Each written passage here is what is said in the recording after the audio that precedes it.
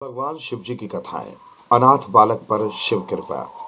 विदर्भ देश के राजा सत्यरथ बड़े ही धर्मपरायण थे। उनका जीवन बड़ी शांति और सुख से व्यतीत हो रहा था, किंतु एक बार शाल्य देश के राजा ने उनकी राजधानी पर आक्रमण कर दिया। इस युद्ध में न केवल राजा की सेना ही नष्ट हो गई, बल्कि राजा भी वीरगति को प्राप्त हुए।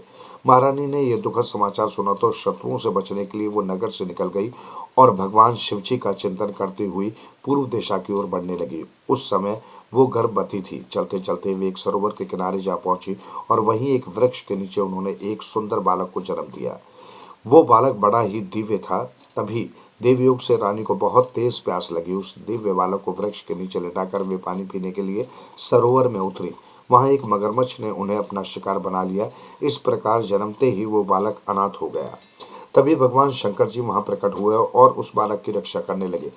अभी अधिक समय नहीं बीता था, एक ब्राह्मणी अपने एक वर्ष बालक को गोद में लिए वहां आई। वो विधवा थी। जब उसने वहां अकेले बालक को पड़े देखा तो उसके मन में बालक के प्रति दया, करुणा एवं ममता उमड़ पड़ी है। उसने आश्चर्य से इधर उधर देखा। आसपास किसी को न पाकर उसके मन में उस बालक को भी अपना पुत्र बनाकर उसका पालन पोषण करने की इच्छा उत्पन्न हुई।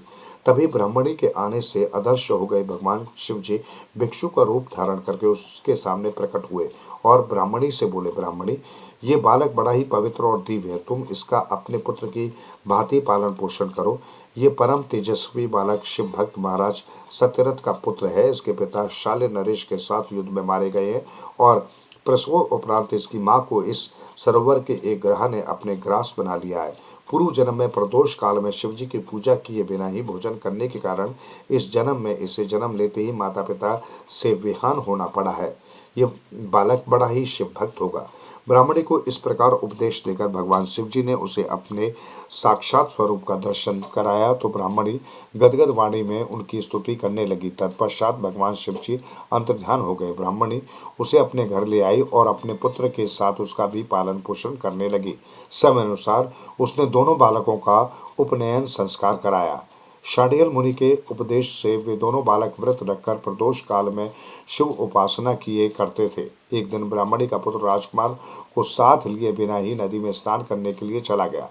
वहां उसे रत्नों से भरा घड़ा मिला, जिससे उसकी विपन्नता दूर हो गई। एक वर्ष बाद एक दिन राजकुमार ब्राह्मण पुत्र के साथ वन में गया। वहां एक गंधर्व कन्या अपनी सखियों के साथ विचर रही थी। उसने राजकुमार को देखा तो उस पर मोहित तो उठी। बाद में उसी से गंधर्व विवाह करके राजकुमार उसके पिता के राज्य का राजा हो गया। तब अपनी माँ ब्राह्मणी को उसने राजमाता के पद पर प्रतिष्ठित किया। वो राजकुमार धर्मगुप्त के नाम से प्रसिद्ध हुआ। ये सब देवाधिदेव भगवान शिव जी की आराधना का फल था।